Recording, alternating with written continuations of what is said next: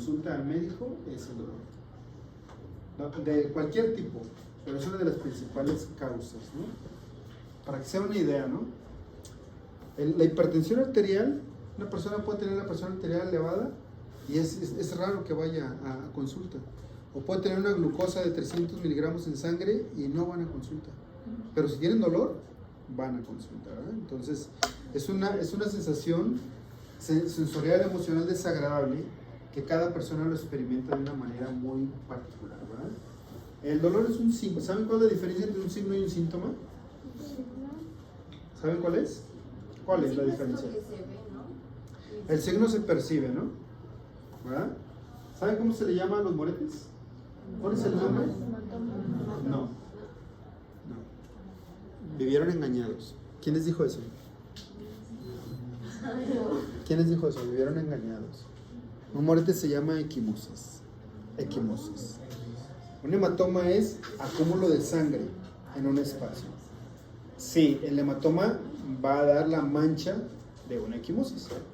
Pero el hematoma es cuando ya hay un acúmulo. O sea, debe haber una inflamación importante porque ahí se acumuló sangre y se convierte en coágulos.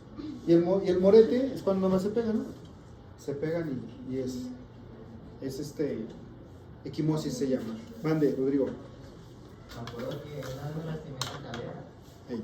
Y se me alcanzó a salvar poquito. Y se me acumuló un hematoma. Creo que tenía una tercera sangre. ¿Sí? Ese es un hematoma. Y se puso morado, sí, por un hematoma.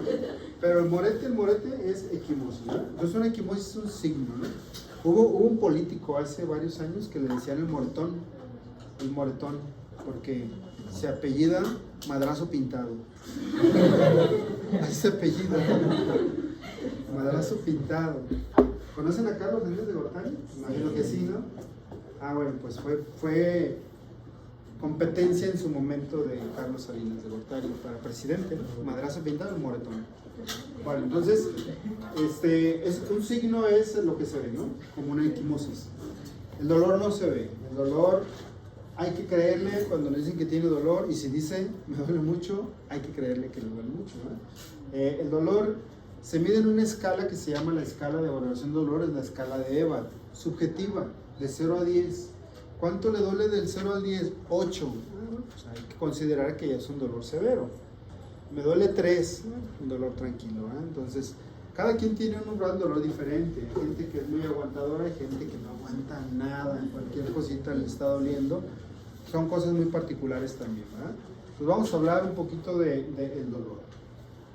El dolor es un mecanismo que protege al organismo. Son receptores que no se adaptan. Y si hay dolor es porque algo anda mal. Entonces el dolor nos va a hacer buscar ayuda médica. Hay dolor agudo y hay dolor crónico. Dolor agudo rápido se define como intenso, punzante, eléctrico y se percibe aproximadamente 0.1 segundo después del estímulo. Se localiza con más exactitud y no se siente en los tejidos más profundos del organismo. Quiere decir que los tejidos más profundos del organismo tienen pocos receptores para el dolor rápido, ¿eh? Tienen más receptores para el dolor crónico, que es lento. El dolor crónico lento aparece un segundo o más y luego aumenta lentamente durante muchos segundos a minutos y puede darse en la piel y en cualquier tejido y órgano profundo. Les va un ejemplo bien sencillo, ¿no? Están ustedes pegándole con el martillo un clavo, ¿no? Y luego de repente ya no le dieron al clavo, le dieron al dedo. Bueno, pues, ¿qué se siente al momento del golpe, no? Se siente esto. Un dolor agudo severo. Y a lo mejor queda punzante durante unos minutos. ¿Y qué pasa el otro día? Todavía les duele, ¿no? Sí. Pero ya no igual, ¿no? Entonces ya entró ¿verdad?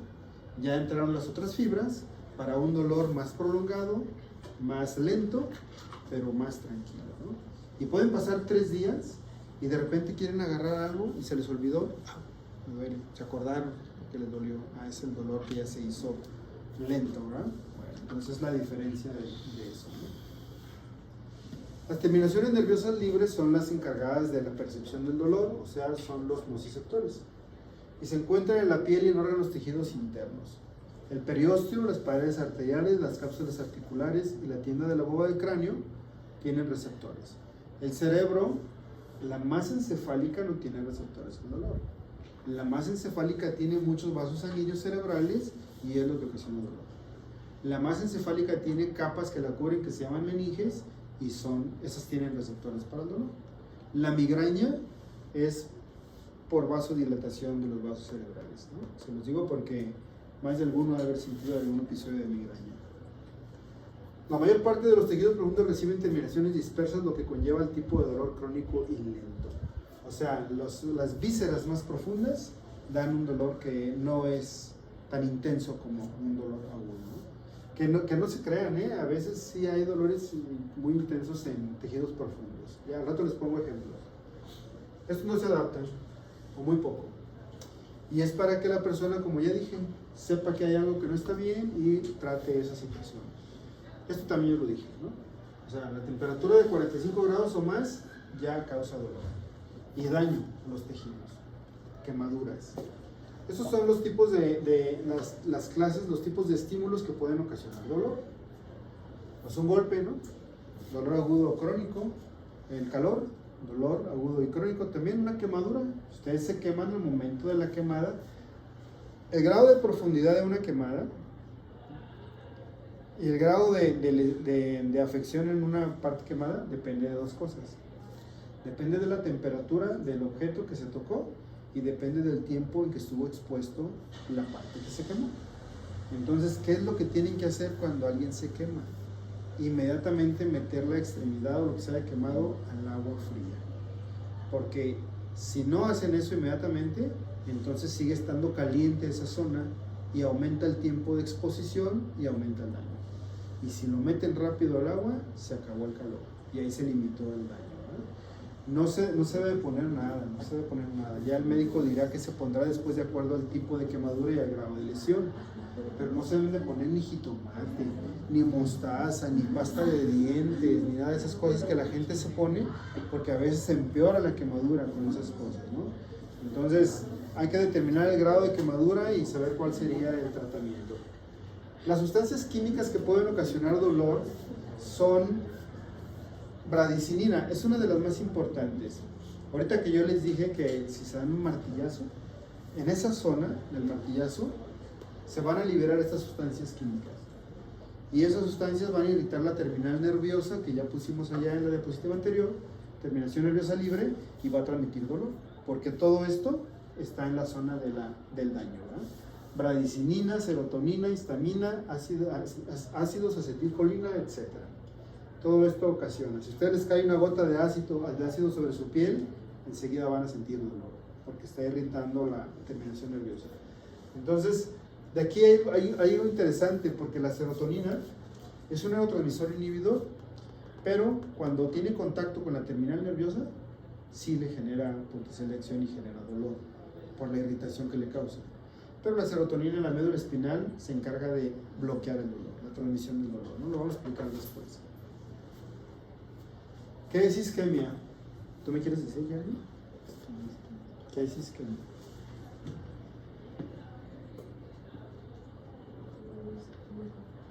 ¿Qué es isquemia? Moni. Fátima. Es cuando no pasa oxígeno.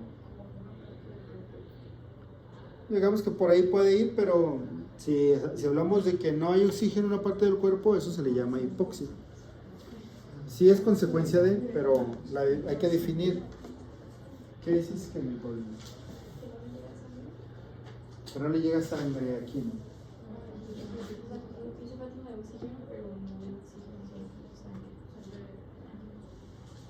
¿Qué es isquemia?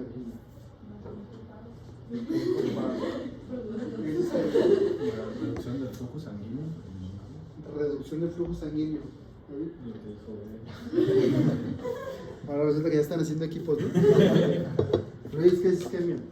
Sí, es la ausencia de flujo sanguíneo en algún tejido. ¿Lo que dijo Luis? Sí, le falta ausencia de sangre en algún tejido. Falta ausencia de sangre en un tejido. Lo que dijo, ¿no? En este momento,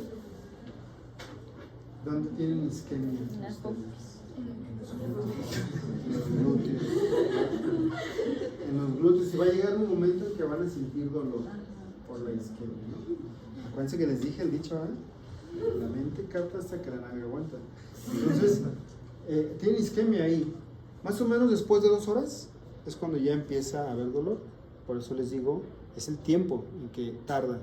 Es el tiempo en que ya se levantan, se cambian de nalga. Y entonces ya no captamos nada, ¿no?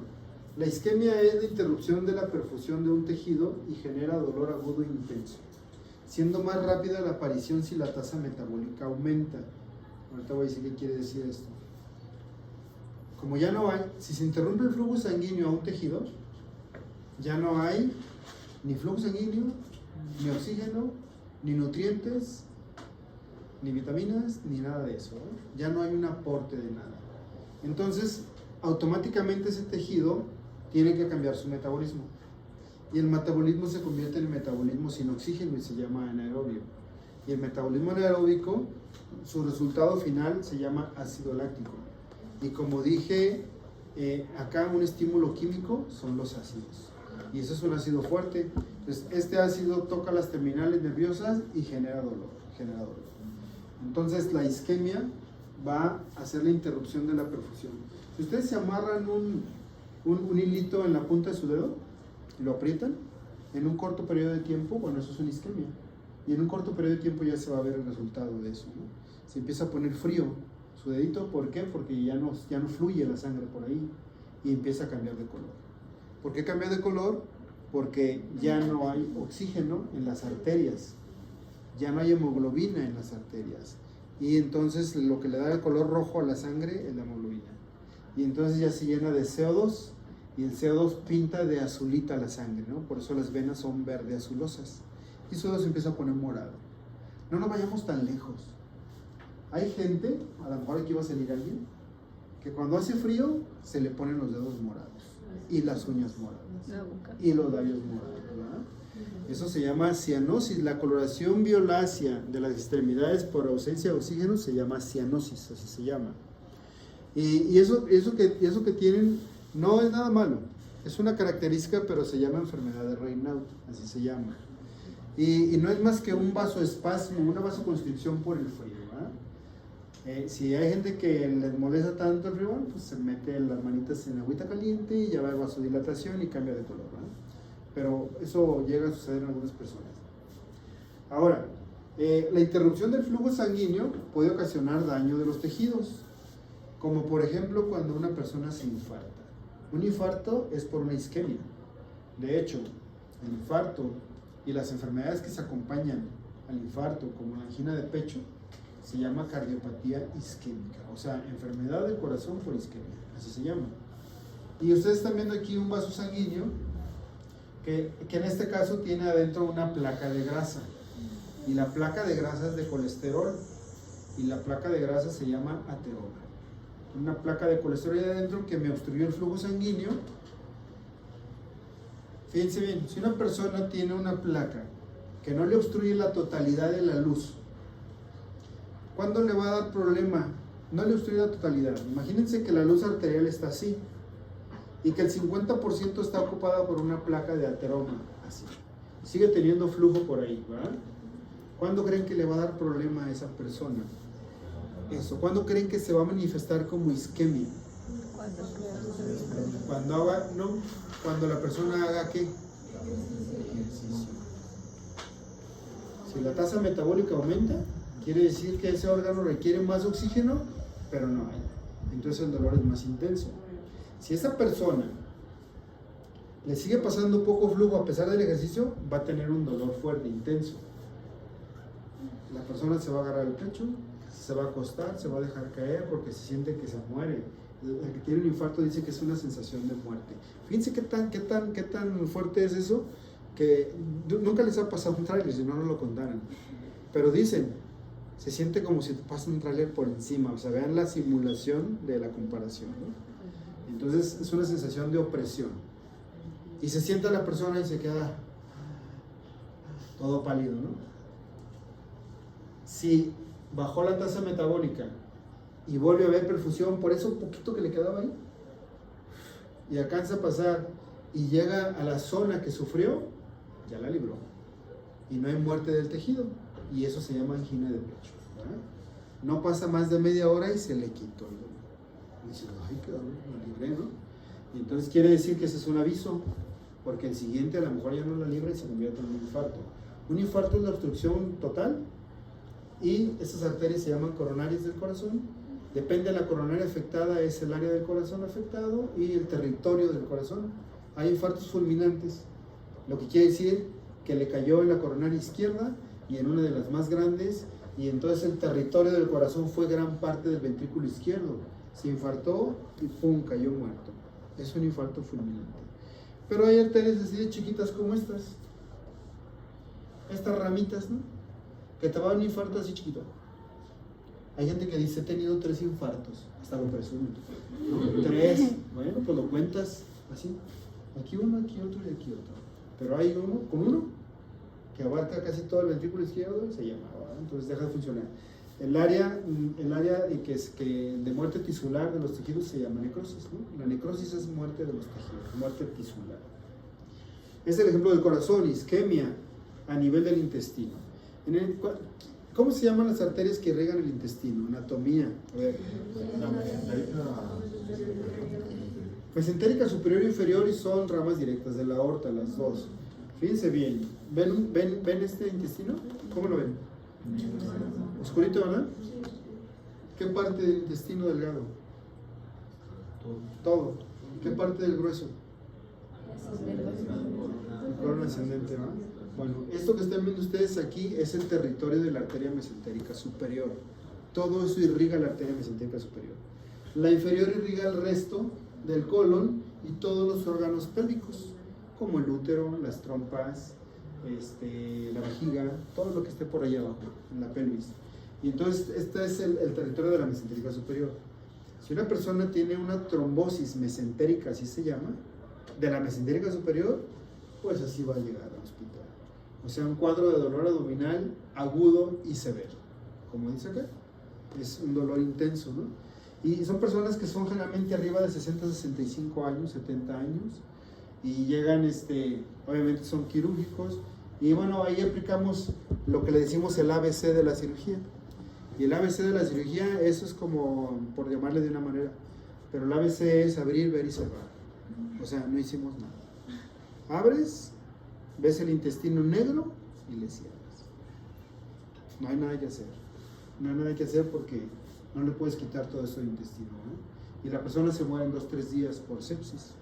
Se perfora el intestino, libera todas las bacterias, le da sepsis y se muere, ¿verdad? Entonces se llama trombosis mesentérica.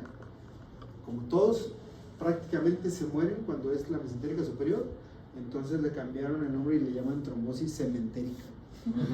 Mesentérica, cementérica. Esto es un infarto intestinal. Eso es un infarto del miocardio, pero cambia de nombre por ser acá. Trombosis mesentérica, pero es un infarto. Acá tengo otro, miren, cerebro. Aquí tengo una arteria que se llama carótida. Y la carótida se bifurca en dos, una externa y una interna. Y en la interna puede haber obstrucción, generalmente por un coágulo. ¿Sí saben cómo se llaman los coágulos cuando se forman en el cuerpo? ¿Cómo se llaman? Trombos. Y cuando se desprenden y viajan por la sangre, ¿cómo se llaman? No, trombocitos son las plaquetas. ¿Cómo se llaman? Se llaman émbolos. Émbolos. Entonces, si una persona tiene un coágulo pegado en su vaso sanguíneo, es una trombosis. Pero si se desprendió y ahí va, por la circulación, es un émbolo. Y se le llama de las dos maneras, se llama tromboembolia, ¿verdad? Tromboembolia. A lo que más se le da ese nombre, como dije, todos son infartos, pero cambia el nombre. Este es infarto agudo del miocardio, es una trombosis mesentérica y este es un evento vascular cerebral trombótico, ¿verdad? Pero todos son infartos y todo fue por isquemia de todos ellos. Pero les cambia el nombre dependiendo el área. En el pulmón, la gente que tiene varices en las piernas, la gente que hizo un viaje larguísimo, que no movió las piernas y se vino sentada durante 12, 15 horas y luego llega a su casa y todavía se acuesta, entonces hizo algo que en las piernas favorece la formación de coágulos. Hay una triada de alguien que la describió que se apellida Virchow o Virchow. Y este cuate dijo que había 3 cosas que te pueden dar la formación de un trombo. Uno de ellos se llama éstasis vascular, éstasis venosa, o sea que la circulación enlentece. Y si alguien viene sentado durante tantas horas, pues la circulación se va muy lenta para arriba, porque las venas necesitan la contracción del músculo de las piernas para bombear la sangre. Por eso se hinchan las piernas cuando no se mueven. Y entonces, esa es una. La otra, que haya un traumatismo en el vaso sanguíneo.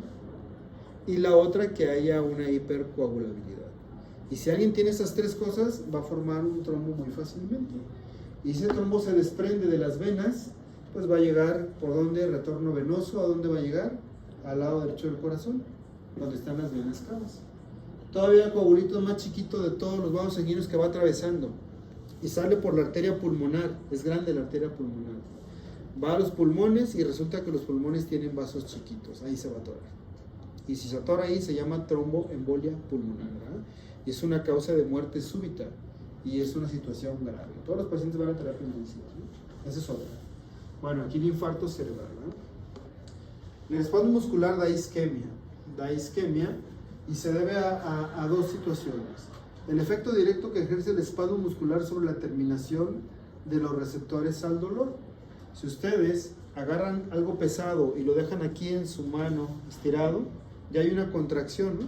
Es una contracción que se acuerdan que había isométricas e isotónicas, ¿verdad? Es una contracción isométrica, pero está habiendo un espasmo muscular. Va a llegar el momento en que les va a doler esa parte de aquí. Y les va a doler por lo que está sucediendo acá. Se comprimen las terminaciones nerviosas del dolor y aparece el dolor. Y la otra causa es que porque la compresión muscular comprime los vasos sanguíneos y genera isquemia. Y la isquemia me va a dar dolor por el ácido láctico que les acabo de decir. Y eso pasa cuando hay un espasmo muscular. Un espasmo muscular es un calambre, ¿verdad? Todo el mundo ha tenido un calambre, me imagino, en la vida. ¿Qué es el dolor referido? Monse, ¿qué es el dolor referido? Pues, cuando se tiene como un punto específico donde puedes decir que ahí es específicamente el dolor, y no es como... Cuando es ahí. Jessica, ¿qué es un dolor referido? Lo que dijo, ¿Qué dijo? de que era como un dolor localizado en una zona específica. Cristal, ya te aliviaste, ya te voy a preguntar. ¿Qué es un dolor referido, Cristal? Que tengo una zona localizada y de una forma específica, o sea, que lo sientes como de Una forma específica. Alejandra, ¿qué es un dolor referido? es un dolor que Pensaste que ibas a pasar desapercibida, ¿verdad? es un dolor que tiene una zona específica, pero como lejos de donde se produce. A ver, dilo más fuerte para que te escuchen. Es un dolor que se da en una zona específica, pero lejos de donde se produce. O sea, un dolor que se da en una zona específica y se siente lejos de donde se produce o origina. Ajá. ¿Eh? ¿Tú ibas a decir lo mismo que yo? ¿Sí? ¿Quién más? ¿Tú, David? ¿Tú vas a decir lo mismo que Alejandra? ¿Seguro? Sí. Bueno. ¿Tú, Monse, qué dices? ¿Tú, Daniela? ¿Qué dices? ¿Gabriela? ¿Sí qué? ¿Fátima? Mira, ya las conozco hasta con todo y máscara, ¿eh? Joana. También que Luis. Igual. Yareli. También. Paul, ¿tú tienes algo diferente que decir? Que un gran ejemplo de esto es el diafragma. Del lado derecho. Los dueles donde está el diafragma, duele aquí. En el hombro. Fátima. Lo mismo, ¿sí? Ahora sí todos están de acuerdo. Se llama dolor referido a aquel dolor que se percibe en una parte del cuerpo muy alejada de los tejidos de donde se origina. Ahorita vamos a ver por qué sucede esto. Hay varios tipos de dolor referidos. Generalmente se presenta en las vísceras, el dolor referido. Se puede localizar en el dermatoma del segmento del que procedía este órgano visceral en el embrión. ¿Qué quiere decir esto? Quiere decir que hay órganos que durante la etapa embrionaria están en una zona diferente de la etapa del nacimiento, ¿no? Por ejemplo, el corazón. El corazón inicialmente estaba en el cuello y ahora ya está en el tórax. Entonces se quedó con esa zona del dermatoma y entonces el corazón va a dar dolor en el cuello. Y luego, por ejemplo, bueno, de los dermatomas, creo que es el único, pero ahorita les voy a explicar por qué da, de otra manera, por qué da ese dolor. Dolor visceral. Aquí vamos a entender esto. Fíjense bien qué hay aquí. ¿Qué tengo aquí? Una víscera, es el intestino, ¿no? El intestino delgado. ¿Y qué tengo aquí? ¿Qué es esto? ¿Qué es? Ya lo puse como 20 veces. Piel, es piel, ¿no? Entonces resulta que el dolor está aquí y va por la transmisión de la neurona aferente que transmite el dolor. ¿Y a dónde va a llegar? Al asa posterior de la médula espinal. Acá llega, al asa posterior.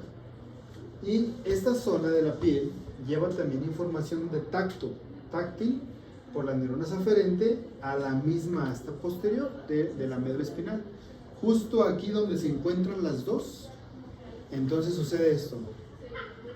Cruzan fibras y resulta que las fibras que llevan la sensación del dolor se la pasan a la que lleva la sensación del tacto. Y entonces se lleva la sensación de dolor y se percibe como si fuera en el lugar donde venía esa fibra de dolor, pero de acá de la piel. ¿Sí está claro? Por ejemplo, ¿alguien tuvo apendicitis ya aquí? Nadie, ¿verdad? Bueno. La apendicitis es una inflamación del apéndice. El apéndice se encuentra en la fosa ilíaca derecha. Aquí se encuentra. Es un tejido profundo. Es un tejido profundo visceral. De acuerdo a lo que les dije anteriormente, yo dije que los tejidos profundos no tenían tantas terminaciones para llevar el dolor rápido. Era más bien un dolor lento. ¿De acuerdo? Ok. Resulta que aquí en la zona del epigastrio, las terminaciones del tacto, las terminaciones del dolor de aquí del epigastrio se cruzan con las del apéndice cuando llegan a la médula espinal. Entonces, estas son rápidas porque son superficiales. Entonces, ¿quién se dio cuenta más rápido? Las de aquí, las del epigastrio. Entonces, el que tiene apendicitis, primero le duele aquí, en el epigastrio.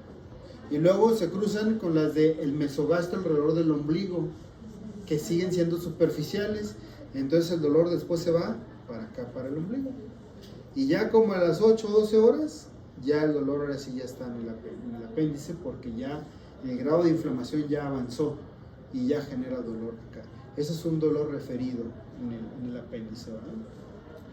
Mande. También les había dado un ejemplo con los uréteres, ¿no? Sí, el ureter, a lo mejor ya se los había dicho, son los conductos musculares que nacen de la pelvis renal, para transportar la orina del riñón a la vejiga, ¿no? Los riñones están en la fosa renal, más o menos a nivel de la segunda y tercera vértebra lumbar, así se llama la fosa renal. Y todos los ureteres siguen este camino y van como hacia adelante porque la vejiga está en la parte de adelante. Bueno, dependiendo, cuando hay una piedra en el ureter y empieza a bajar, genera dolor severo. Es de los dolores más intensos que puede tener un ser humano. Entonces la piedra empieza a bajar. Dependiendo el tercio del ureter en donde vaya la piedra, es donde se va a percibir el dolor. De tal manera que cuando apenas salió del riñón, el dolor es prácticamente lumbar.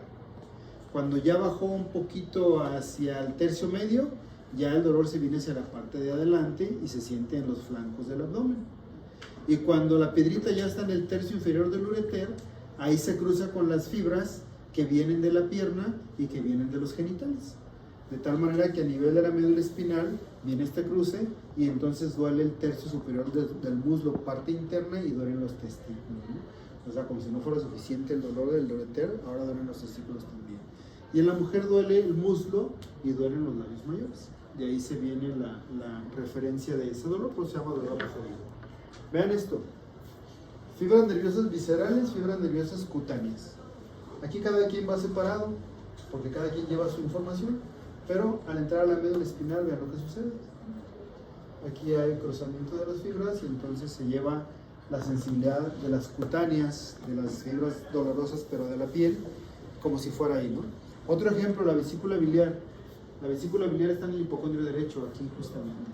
Y la persona que tiene dolor de vesícula biliar le duele la espalda y le duele el hombro, ¿verdad? Y es también, como decía Paulo, la irritación del músculo diafragma hace que duela el hombro también, ¿no? Bueno, aquí dice eso que les expliqué aquí. Que las fibras nerviosas cutáneas y las fibras nerviosas viscerales se van a cruzar al llegar a la médula espinal y entonces se lleva la información. Estas fibras llevan la información como si hubiera sido de acá el dolor, pero no lo es. Aquí hay varios ejemplos de órganos, de órganos para las referencias del dolor, ¿no? El páncreas tiene un dolor muy característico, es un dolor que se llama el cinturón. El páncreas está en el epigastrio, aquí está el páncreas.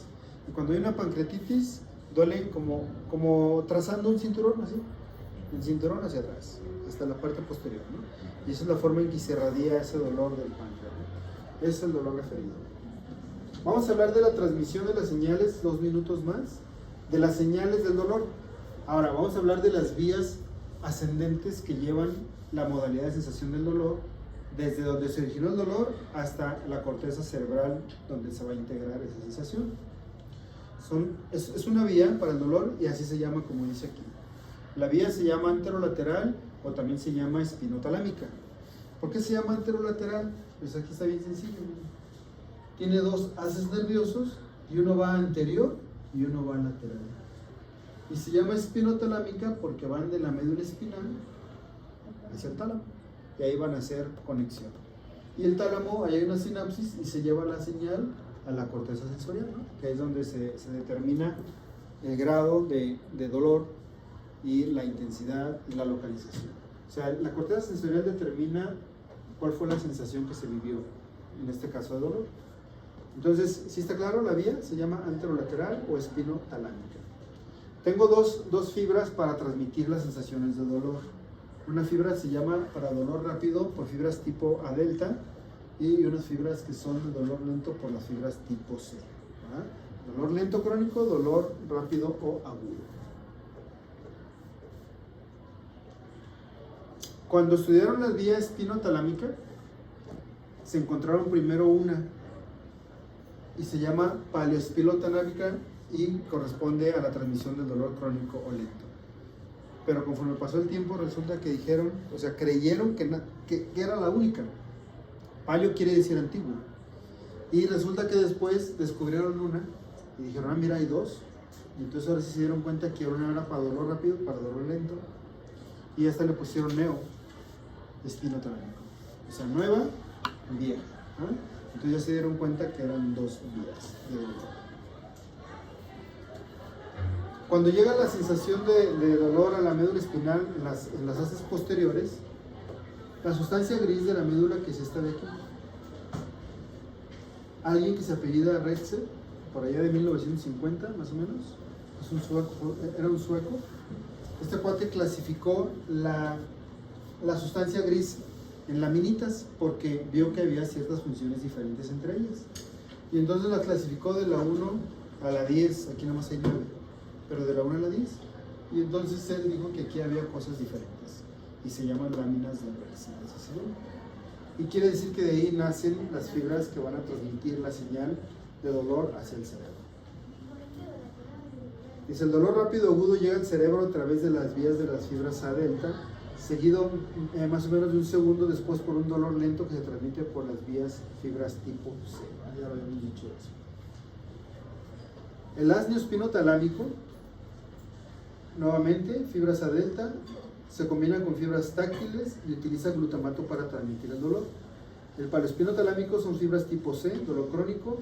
El neurotransmisor puede ser glutamato, pero más importante la sustancia P para prolongar el dolor. Si ustedes se acuerdan, cuando hablé de la clasificación de los transmisores, el glutamato estaba de este lado, donde estaban los de molécula pequeña y de acción rápida. Y del otro lado estaba la sustancia P, y era para la transmisión lenta y de molécula grande. Entonces, esta es la que prolonga el dolor. No deja un dolor intenso, pero es la que hace que siga doliendo mañana, pasado y la siguiente semana también, ¿verdad? Es la sustancia P. ¿Preguntas de esto? ¿No? ¿Seguros? Bueno, entonces ahí le paramos. A ver, ¿qué les dije de mañana, no? 6:15, ¿verdad? Sí, mañana es viernes. Otra cosa, el lunes, ¿normalmente tienen muchas clases o no? Ah, porque saben que el lunes quiero darles clase. Quiero darles clase como unas 2 horas y media, con receso, por aquello de la isquemia, ¿no? Con receso, porque no voy a venir martes y miércoles. Vamos a tener práctica el martes. Sí, pero les mando a alguien. Voy a decirle a alguien que me cubra, que vaya. ¿No? Y así tratar como de medio cubrirles, ¿no? ¿Sí? Bien, entonces, en estos 2 días nos ponemos de acuerdo de la hora. Junto con el otro grupo me pongo de acuerdo y ya ¿listo? ¿Me ayudan con la luz, por favor? Sí. Ahí va la luz. Sí, yo tengo este dolor referido.